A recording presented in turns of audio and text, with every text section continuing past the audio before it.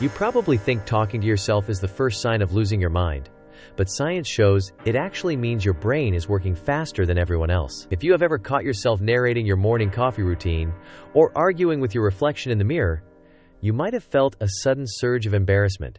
We have been conditioned to believe that vocalizing our private thoughts is a symptom of eccentricity or even a brewing mental health crisis that needs immediate attention. However, modern psychology has flipped the script on this old myth and reveals that talking to yourself is one of the most powerful cognitive tools you possess. In this video, we are going to peel back the layers of your inner monologue and discover why your brain needs to hear your voice out loud. We will explore how this habit can boost your memory and sharpen your focus, while also learning how to manage that annoying inner critic who never seems to shut up. By the end of this discussion, you will understand exactly why your self-talk is a secret superpower that can help you navigate the hardest parts of your life. Let us start by looking at why we do this in the first place. Because almost everyone talks to themselves, even if they only do it behind closed doors. Psychologists call this phenomenon external self-talk, and it is a completely natural extension of the way our brains process complex information. Think back to when you were a small child playing with building blocks, or trying to tie your shoes for the very first time. You probably talked your way through every single step, saying things like, "The blue block goes here, and then the red one goes on top." This is known as private speech, and famous psychologist Lev Vygotsky believed it was a crucial stage in the development of our higher thinking skills. As we get older, we are taught to internalize this speech, because society thinks it is weird to mumble to ourselves in the middle of a grocery store. But just because we move those thoughts inside our heads does not mean the need for verbal processing goes away when life gets complicated. When you speak out loud, you are actually engaging your brain in a way that just thinking silently can never quite match. Research conducted at the University of Wisconsin and the University of Pennsylvania showed that talking to yourself can significantly speed up your ability to find things.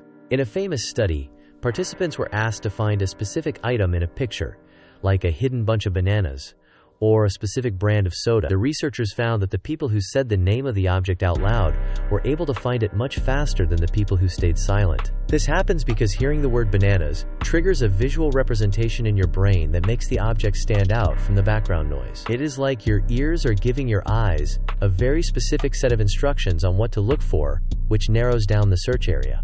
This proves that talking to yourself is not just random noise, but a sophisticated way of directing your attention to the task at hand. Beyond just finding your car keys in a messy room, talking out loud helps you organize the giant mountain of thoughts that can feel overwhelming. When your brain is juggling 5 different problems at once, it can feel like a tangled ball of yarn that you cannot seem to unravel. Speaking those problems into the air forces you to slow down your thinking, because you can only say one word at a time. This linear process helps you filter out the fluff and focus on the core issues, which makes problem solving feel much less like a chaotic nightmare.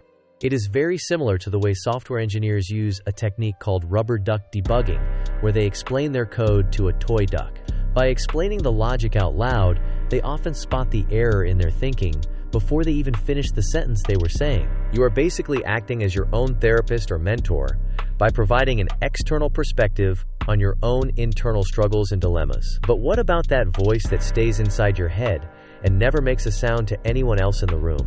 That is your internal monologue, and for many people it is a constant stream of commentary that starts the moment they wake up in the morning. For some people, this voice sounds exactly like their own speaking voice, while for others it is more like an abstract flow of concepts and ideas.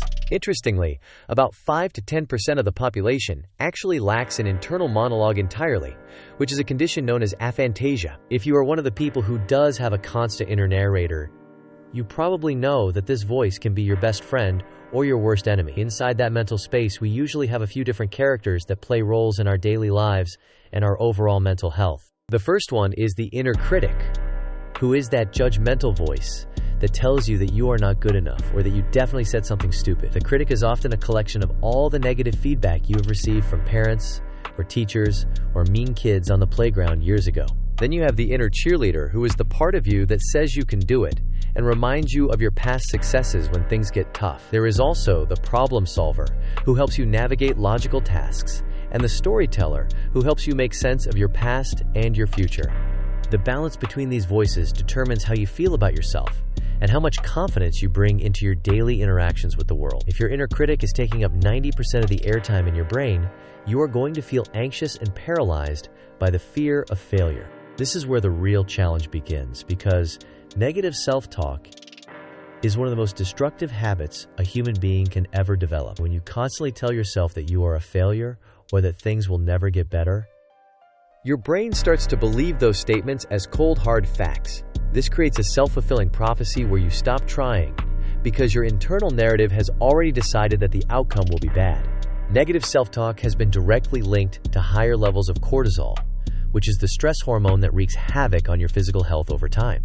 It can lead to a cycle of depression and anxiety, where every small mistake is magnified until it feels like a total catastrophe that you cannot escape. The problem is that we often do not even realize we are being mean to ourselves because the voice is so familiar and integrated into our identity. We would never dream of saying the things we say to ourselves to a close friend or even a total stranger on the street. The challenge is to take control of this narrative and turn it into something that actually serves your growth rather than holding you back from your potential. To do this, we have to explore the science of cognitive reframing, which is the process of changing the way we interpret the events in our lives.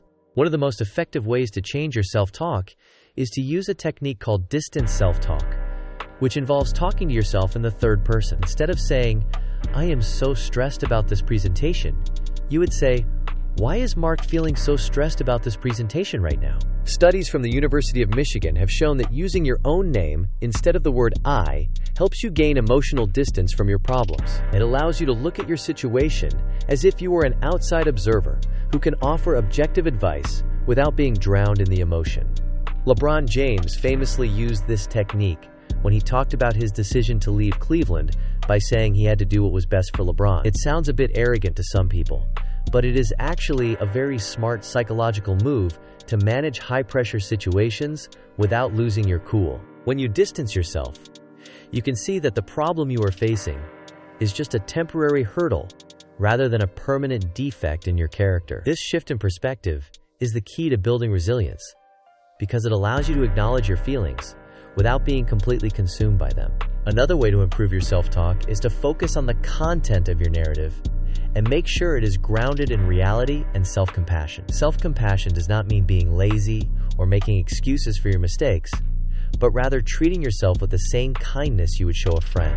If a friend failed a test, you wouldn't tell them they are a worthless idiot who will never amount to anything in their entire life. You would probably tell them that it was a hard test and that they can study more and do better next time they have a chance. You need to become that supportive friend for yourself by intentionally choosing words that are constructive rather than purely destructive and hurtful. When you catch yourself in a spiral of negative thoughts, you should stop and ask yourself if there is any actual evidence to support those claims. Most of the time, you will find that your brain is just exaggerating the situation based on fear rather than looking at the actual facts of the matter. By challenging these thoughts, you can start to rewire your brain to look for solutions, instead of just dwelling on the problems that are bothering you. This is not just some feel-good advice, but a practical application of neuroplasticity, which is the brain's ability to change its structure over time.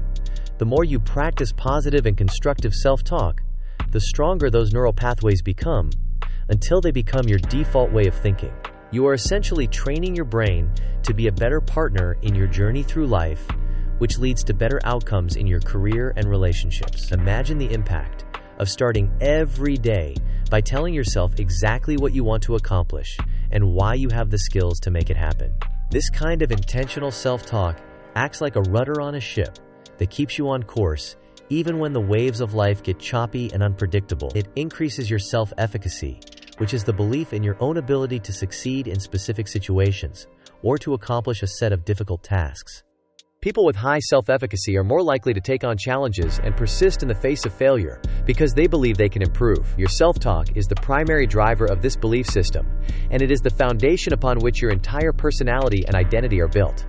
Now let us look at the climax of this psychological journey, which is the realization that your voice is a tool for total emotional regulation. When you are feeling an intense emotion, like anger or sadness, your brain's emotional center, called the amygdala, is usually running the whole show.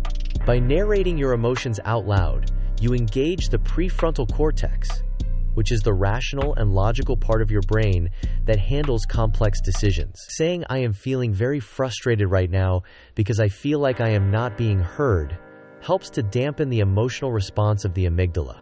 This is a technique often called name it to tame it, and it is used by therapists all over the world to help people manage their big feelings. It provides a bridge between your raw emotions and your rational mind, which allows you to respond to situations rather than just reacting impulsively. This is why people who talk to themselves often seem more composed and centered during times of extreme stress or unexpected changes. They are not just talking to thin air, but are actively managing their internal state to ensure they stay in control of their actions and words. They are using their voice to anchor themselves in the present moment, instead of getting lost in the regrets of the past or the fears of the future.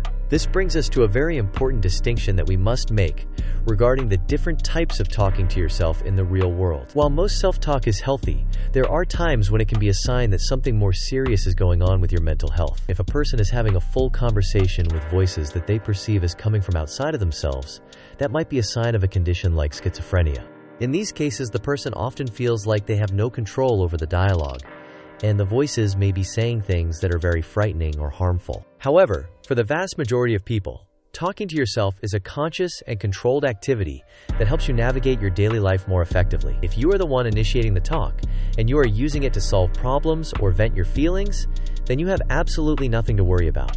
In fact, you should embrace it as a sign of high intelligence and a healthy level of self-awareness that many people never actually achieve. Think of the greatest minds in history like Albert Einstein, who was known to repeat his own sentences to himself several times until they felt right. He was using his voice to test the validity of his ideas and to make sure his logic was sound before moving on to the next complex thought. Nikola Tesla also had a very active internal life and used his imagination and self-dialogue to build entire machines in his mind before ever touching a tool. These geniuses understood that the mind needs to hear its own reflections to fully grasp the weight and the potential of a new and innovative idea. You can use this same principle in your own life, whether you are studying for a big exam or preparing for a difficult conversation with your boss. Try explaining your goals to yourself while you are driving in your car or walking in the park, where no one else can hear you or judge you. You will be surprised at how much clearer your path becomes when you actually hear yourself describe where you want to go and how you plan to get there. You might even find that you start to like the person you are talking to because you are finally giving yourself the attention and the respect you deserve. So the next time you catch yourself talking to yourself, don't stop and don't feel like you have to hide it from the people around you. Take a deep breath and realize that you are just using your brain to its fullest potential and giving yourself a massive advantage in a noisy world. You are organizing your thoughts and regulating your emotions and building a stronger version of yourself one spoken sentence at a time. Your self-talk is the script of your life, and you are the one who gets to write every single word of it. So make sure it is a story worth telling. We have covered a lot of ground today, from the childhood roots of private speech to the high-level cognitive benefits of third-person narration. We have seen how talking to yourself can help you find your keys, and how it can help you find your purpose and your inner peace of mind. We have also addressed the dangers of the inner critic and learned how to replace those negative patterns with a more compassionate and realistic voice. Remember that you are always listening to yourself, so make sure you are saying something that is worth hearing and something that helps you grow. The relationship you have with yourself is the most important one you will ever have, because it dictates the quality of every other relationship in your life. Treat your inner voice with the respect it deserves, and do not be afraid to let that voice ring out loud whenever you need a little bit of extra clarity. You are not crazy, and you are not weird, but you are actually just a human being who is smart enough to use every tool at your disposal to succeed. Keep talking and keep listening and keep pushing yourself to be the best version of the person you are already becoming every single day. If you want to learn more about how your mind works and how to master your habits, subscribe to my channel.